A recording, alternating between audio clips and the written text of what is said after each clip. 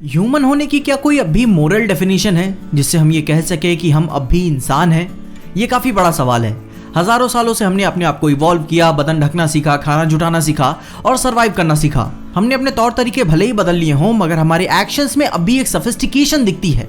मगर अंदर से हम सब भी एक जानवर हैं।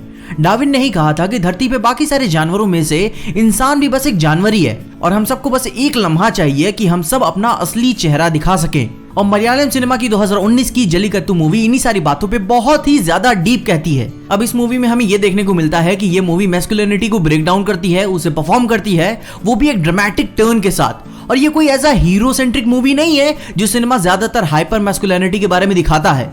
अब मूवी के शुरू ही होते हमें एक घड़ी की टिक टिक की आवाज सुनाई देती है, जिससे ये बात जाहिर होता है कि समय बीत रहा है। मगर सवाल यह है कि क्या हम जबरदस्ती कन्फ्रंट कर चुके हैं कि समय बीत चुका है, या फिर एक्चुअली में ये सारी चीजें वैसी ही हैं जैसे शुरू से हुआ करती थी। जल्लीकट्टू मूवी का मेन लफड़ा दो मर्दों के बीच में है जिनका नाम कुट्टचन और एंथनी है। दोनों यूजुअली वैक्रे के लिए काम करते हैं, जो वहां का लोकल कसाई है जिन पे पूरा गांव भरोसा करता है और फ्रेश मीट के लिए डिपेंडेंट है। अब दोनों के बीच में कॉन्फ्लिक्ट के कई सारे मेन रीजंस में से एक रीजन वैक्रे की सिस्टर भी है जिसका नाम सोफी है। उसने एक समय पे कुट्टचन को रिजेक्ट करके एंथनी में अपना ज्यादा इंटरेस्ट दिखाया था, जिसकी वजह से दोनों के बीच में ट्रस्ट और डिस्ट्रस्ट के साथ एक बैटल ऑफ ईगो भी शुरू हो गई, दो मर्दों के बीच में एक मादा को पाने के लिए, जिसे यूजुअली जंगलों में जानवर किया करते हैं। जल्लीकट्टू मूवी की एक बात तो ये माननी पड़ेगी कि उसने ह्यूमंस और एनिमल्स के बीच में बहुत ही अच्छी तरीके से सिमिलरिटीज को दर्शाया है। अब भले ही क्या हुआ, हमने हजारों सालों से एक सिविलाइजेशन बिल्ड कर ली, हमने एक दूसरे को डिफरेंशिएट करना सीख लिया, मगर हमें बस वो एक स्पार्क चाहिए जो हमारी ट्रू नेचुरल इंस्टिंक्ट्स को ट्रिगर कर सके।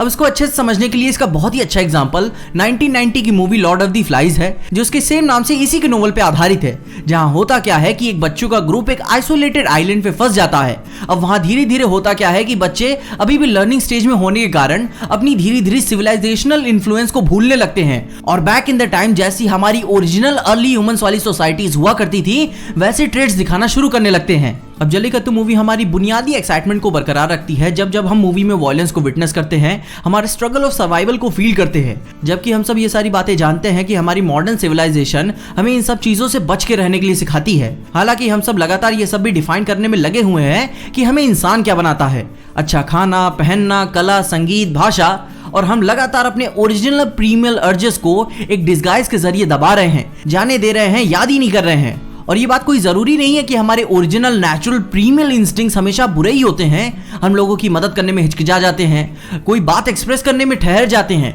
या फिर कोई चीज करनी चाहिए या फिर कोई चीज सही करनी चाहिए में डिफरेंशिएट नहीं कर पाते, और उसके बारे में हमारे अपने इंस्टिंक्ट्स हम अपनी इस्तेमाल ही नहीं करते। और जल्लीकट्टू मूवी के डायरेक्टर ने इन सब बातों को डिराइव किया है कि किन बातों से हम अपने आप को, अपनी ट्रू आइडेंटिटी को डिस्गाइज कर रहे हैं, और ठीक उसकी उल्टी जगह हम अपने आप को एक्सपोज भी कर रहे हैं। और अपनी मूवी फोकस हैवीली अपने खाने पे करती है, जो धरती के बाकी सारे क्रीचर्स में से हमें एक करती है।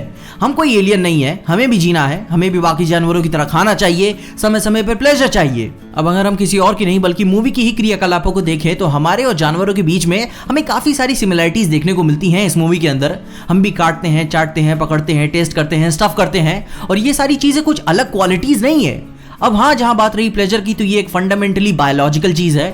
ये हमारी जिंदगी का अनडिनाइंग पार्ट है, मगर हमारी पूरी जिंदगी इस पर डिपेंडेंट नहीं है। अब जैसे कि आगे मूवी में ही अगर आपने ध्यान दिया होगा तो जब गांव वाले बफेलो एक भैंस का पीछा करते हैं तो कैमरा शिकारियों का पीछा करता है, भैंस का नहीं। मूवी के ऑलमोस्ट जितने भी ट्रैकिंग शॉट्स हैं उसमें लोगों को ऑफ्टन पीछे से ही दिखाया गया है चेजिंग सीन्स में, जिससे ये बात फैसिनेटिंगली सिमिलर हो जाती है कि कैसे हम सब एक हैं। और इस बात को बहुत ही अच्छी तरीके से मूवी का एक सीन कंफर्म करता है कि जब बफेलो के इम्प्रिंट्स और इंसानों के पैरों के इम्प्रिंट्स एक साथ हमें देखने को मिलते हैं एक ही सेम फ्रेम में। मूवी का पूरा सेंट्रल नैरेटिव खाने के आसपास घूमता है, जहां खाने की थैलियां चर्च तक पहुंच जाती हैं। कुरिचन अपनी बेटी की शादी में पूरा एलैबोरेट डिस्क्रिप्शन दे रहा है कि उसे कैसा खाना और किस तरीके से चाहिए, और ठीक उसी सीन के दौरान उसकी बेटी किसी और शख्स से फोन पे बात कर रही है, और ये सारी चीजें ठीक उसी समय पे हो रही होती हैं जब उसका बाप खाने के बारे में बता रहा होता है और उसकी बेटी किसी और शख्स पे प्लेजर की बातें कर रही होती है। कुरिचन बीच बीच में छुप के अल्कोहल भी कंज्यूम करता है, विच शोज हिज डिस्गाइज, और आगे चल के वो जैसे खाने का डिस्क्रिप्शन देता है उसके तरीके से वो चीजें उसे एक्सपोज करती हैं। और ये पूरा सीन मुझे मूवी का पर्सनली बहुत ही अच्छा लगा, जहां इंसानों को खाने को लेकर ऑब्सेशन दिखता है, ठीक जैसे बाकी जानवरों में होता है, बट यहाँ हम जानवरों से भी कई कदम आगे निकल चुके हैं, हम लालची हो चुके हैं।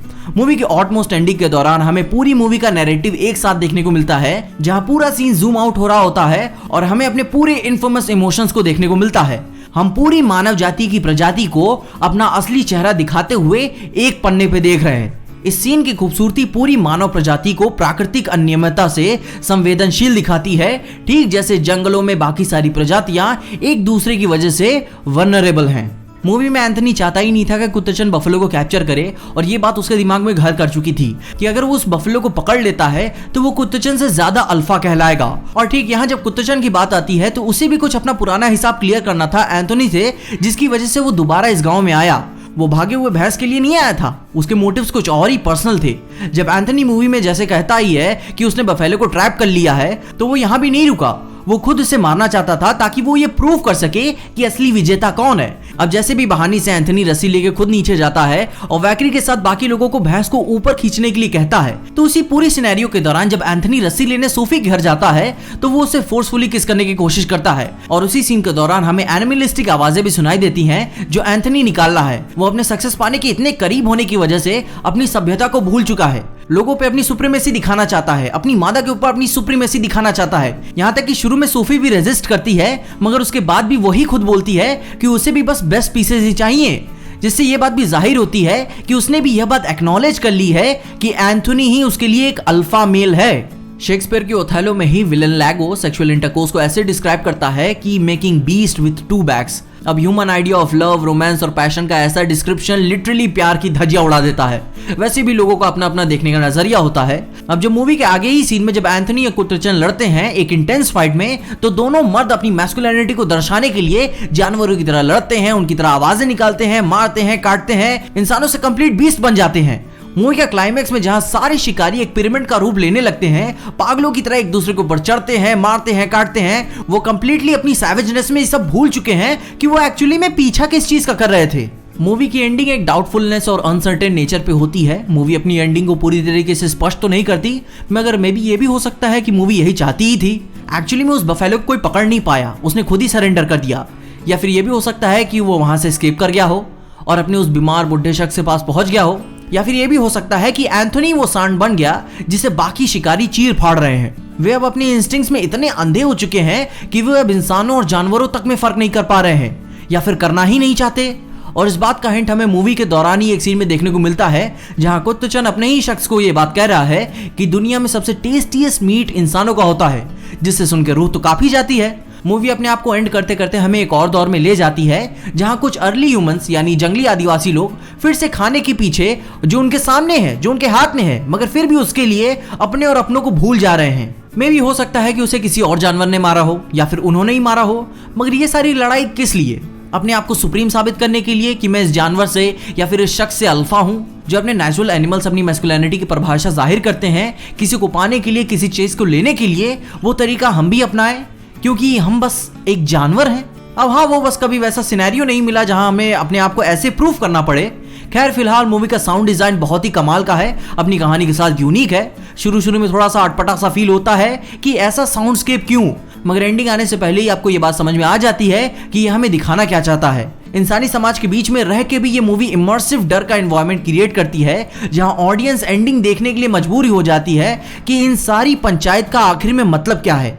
और जैसी चीजें ये सारी हम एंडिंग में देखते हैं, हम ये बात बिल्कुल भी मना नहीं कर सकते कि ये अपनी असल जिंदगी में नहीं होता। ये मूवी का नाम भी अपनी स्टोरी के साथ एक कहानी कहता है। जल्लीकट्टू काफी एक बड़ा स्पोर्ट है, जहां मर्द अपनी सुपीरियरिटी, मैनहुड और कंट्रोल ओवर एनिमल्स का प्रमाण देता है। और हाँ, ये सब कुछ गलत वे में मत ले लेना कि ये कुछ गलत है, दुनिया भर में कई सारे एग्जाम्पल्स हैं। मगर ये मूवी एक्चुअली में करती क्या है कि लैक ऑफ डिफरेंस को एक्सपोज करती है कि जरूरत के समय पे हम बदल नहीं जाते हैं, बल्कि हम एक्सपोज हो जाते हैं कि हम एक्चुअली में है कौन। हमारी प्रीमियल नेचुरल डिसेंडेंसी से हम रिलेट करने लगते हैं।